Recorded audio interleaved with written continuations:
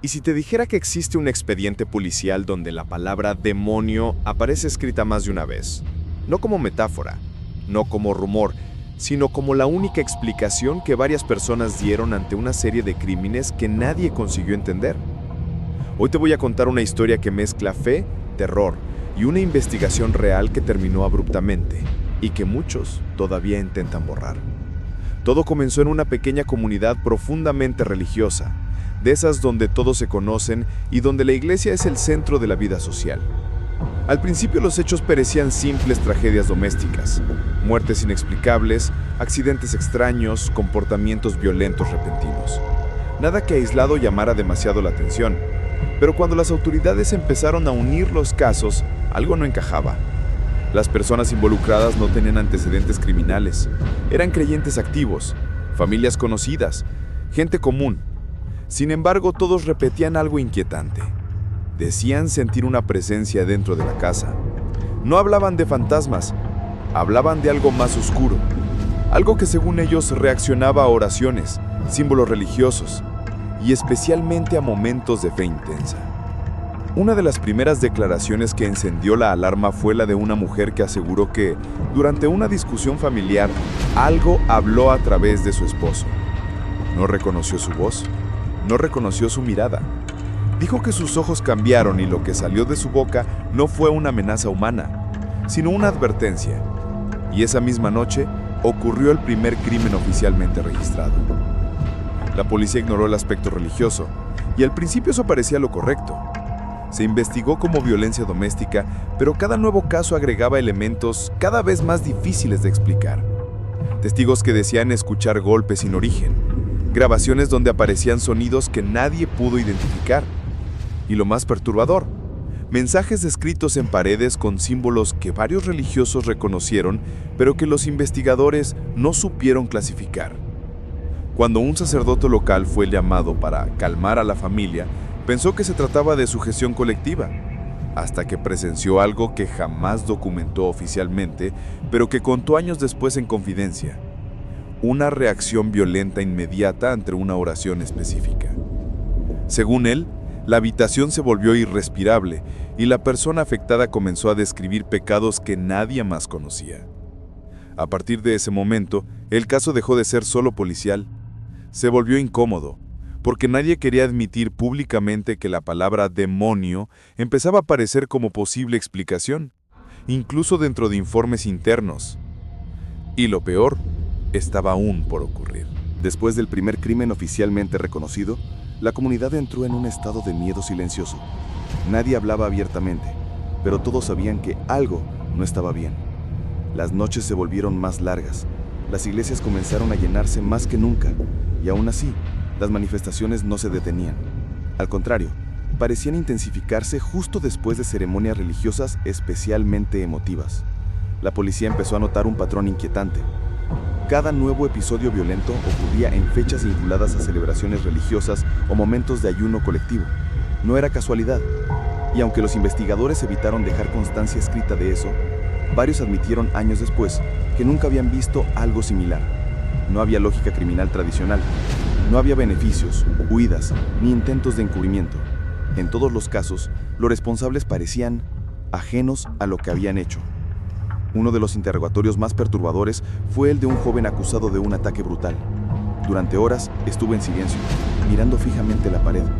Pero cuando un detective, de manera casi irónica, mencionó la palabra Dios, el comportamiento del joven cambió por completo. Su postura se tensó, su voz se volvió más grave y empezó a repetir frases religiosas distorsionadas, mezcladas con amenazas. El informe oficial habla de crisis psicológica, pero un audio filtrado años después muestra algo mucho más inquietante. En esa grabación, la voz parece responder a preguntas que aún no habían sido formuladas, y en un momento específico, mencionó un crimen que todavía no había sido descubierto. 2 días después, la policía encontró una escena que coincidía exactamente con esa descripción. Ese fue el instante en que algunos investigadores comenzaron a pedir el cierre del caso por razones de seguridad interna. Paralelamente, la iglesia local tomó una decisión drástica. Prohibió cualquier tipo de intervención externa religiosa. Ningún ritual, ninguna oración pública, ninguna mención al tema durante las misas. Oficialmente, querían evitar el pánico, Extraoficialmente, varios fieles aseguraron que fue para no provocar a aquello que ya se sentía presente. Vecinos comenzaron a abandonar la zona, casas quedaron vacías, familias enteras se fueron sin avisar. Sin embargo, las pocas personas que se quedaron fueron testigos de fenómenos cada vez más difíciles de ignorar. Objetos religiosos rotos sin explicación, animales que se negaban a entrar a ciertos lugares, y un silencio extraño, pesado, que muchos describieron como una presión constante en el pecho. El caso dio un giro definitivo cuando una escena del crimen fue encontrada dentro de un espacio consagrado, algo que, según las propias creencias del lugar, jamás debía ser profanado. Lo que las autoridades vieron ahí nunca fue hecho público en detalle. Solo se sabe que tras ese episodio, varios agentes pidieron ser trasladados, y uno de ellos abandonó la fuerza definitivamente.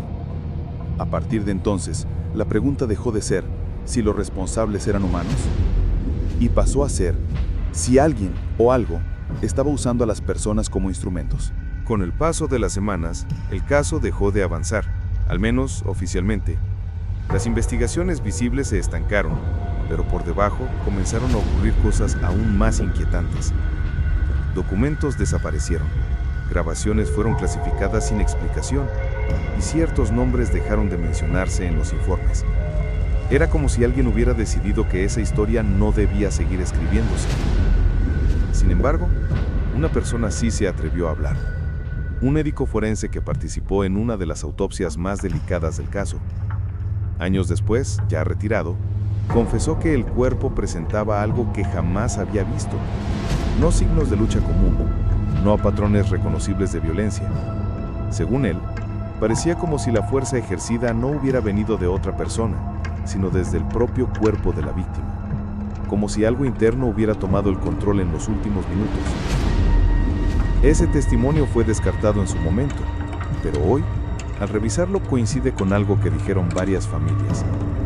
Antes de los crímenes, las personas afectadas hablaban de sueños extremadamente vívidos. Sueños con voces, símbolos antiguos y figuras que no sabían describir. No eran pesadillas caóticas, eran visiones estructuradas, repetitivas, casi rituales. Lo más preocupante era que muchas de esas descripciones coincidían entre sí. Personas que nunca se habían conocido relataban escenas similares, con detalles muy específicos. Puertas abiertas solas, sombras que no correspondían a ninguna fuente de luz, y una sensación constante de ser observados, incluso durante el día. Un especialista en teología fue consultado de forma privada, no para hacer un exorcismo, sino para interpretar ciertos símbolos encontrados en las paredes y cuadernos personales de las víctimas. Su conclusión fue inquietante. No se trataba de símbolos al azar, ni de imitaciones culturales populares. Eran representaciones antiguas, ligadas a demonios mencionados solo en textos muy específicos, fuera del conocimiento común. Cuando ese informe llegó a manos de las autoridades, nunca volvió a aparecer. Pero lo más perturbador ocurrió cuando una de las personas involucradas, todavía con vida, dijo algo que quedó grabado en una sola frase: "No somos nosotros, nos turnamos". Nadie supo explicar exactamente a qué se refería. El expediente lo catalogó como delirante. Pero quienes escucharon ese audio original aseguran que la calma con la que lo dijo fue lo más aterrador de todo. A esa altura, ya nadie hablaba de casualidades, ni siquiera los más escépticos. La pregunta real pasó a ser otra. Si esto no era humano, ¿por qué parecía seguir reglas? Y lo que descubrirían después haría que incluso algunos creyentes dudaran de todo lo que conocían. La idea de que aquello seguía reglas cambió por completo la interpretación del caso. Ya no se trataba de episodios aleatorios ni de brotes individuales. Algo parecía organizarse en silencio. Y cuanto más intentaban ignorarlo, más claras se volvían las señales. Las personas afectadas no actuaban en cualquier momento. Lo hacían siempre después de ciertos patrones. Periodos prolongados de aislamiento, prácticas religiosas intensas y, sobre todo, confesiones privadas. Varias de las víctimas habían confesado pensamientos impuros o dudas de fe poco antes de los hechos. Eso llamó la atención de un investigador que decidió conectar esos datos con antiguos textos religiosos. Lo que encontró nunca fue anexado oficialmente al expediente. Según sus notas personales, los comportamientos coincidían con descripciones medievales de posesión progresiva, donde la supuesta entidad no toma control total de inmediato, sino que debilita psicológicamente al individuo durante semanas o meses. A medida que la tensión crecía, una familia decidió grabar todo dentro de su casa. No buscaban pruebas para la policía, sino protección espiritual. Encendían la cámara durante la noche, dejándola fija en el comedor. Durante varias noches no ocurrió nada, hasta que una grabación, de menos de 3 minutos, cambió el curso del caso. En ella, un miembro de la familia aparece sentado, inmóvil, murmurando palabras incomprensibles. En un momento levanta la cabeza y pronuncia un nombre que ninguno de ellos conocía, pero que luego fue identificado como una figura demoníaca mencionada en textos apócrifos. Esa grabación nunca fue vista públicamente. Solo se sabe de su contenido por descripciones filtradas. Tras ese episodio, la familia abandonó la ciudad en menos de 24 horas. Dejaron muebles, objetos personales y símbolos religiosos intactos, como si hubieran salido huyendo. Las autoridades locales ordenaron el cierre definitivo del caso, citando falta de pruebas concluyentes. Sin embargo, varias personas involucradas recibieron órdenes estrictas de no hablar del tema. El archivo fue sellado.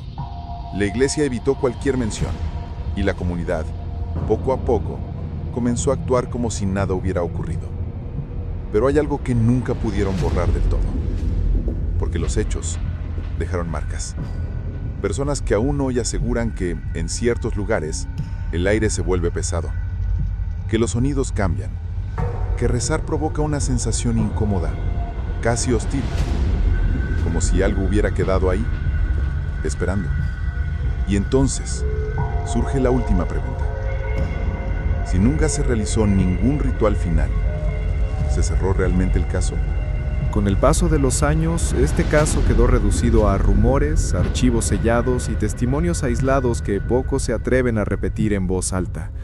No hubo un cierre oficial, no hubo una explicación definitiva, solo silencio. Un silencio incómodo que, para muchos, dice más que cualquier respuesta. Los investigadores que participaron fueron reasignados. Algunos nunca volvieron a ejercer funciones similares. Un sacerdote se retiró de la vida pública poco después, y las familias involucradas cortaron todo contacto con la comunidad. Cada uno siguió con su vida, pero todos coincidieron en algo cuando fueron contactados tiempo después. Prefieren no recordar. Lo más perturbador es que, analizado hoy, el caso encaja perfectamente en un patrón que se repite a lo largo de la historia.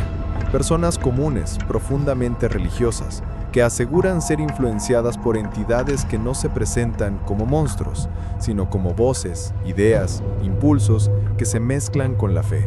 No obligan, convencen, y eso las vuelve mucho más peligrosas. Expertos modernos coinciden en que estos episodios se mueven en una zona imposible de separar. ¿Dónde termina lo psicológico y comienza lo espiritual? ¿Dónde acaba la sugestión y empieza algo más? El problema es que cuando ocurre un crimen, esa discusión ya llega tarde. Este caso nunca apareció en grandes documentales ni fue adaptado al cine. Tal vez porque no tiene un villano claro. Tal vez porque obliga a enfrentar una idea inquietante, que el mal no siempre grita, no siempre se muestra. A veces reza. Y esa es la razón por la que esta historia sigue siendo relevante hoy.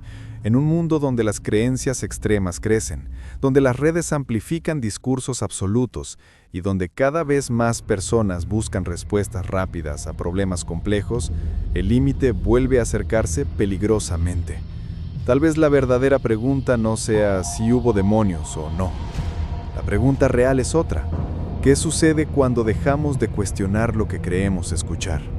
Porque cuando la fe deja de ser un refugio y se convierte en una certeza absoluta, las consecuencias pueden ser incontrolables.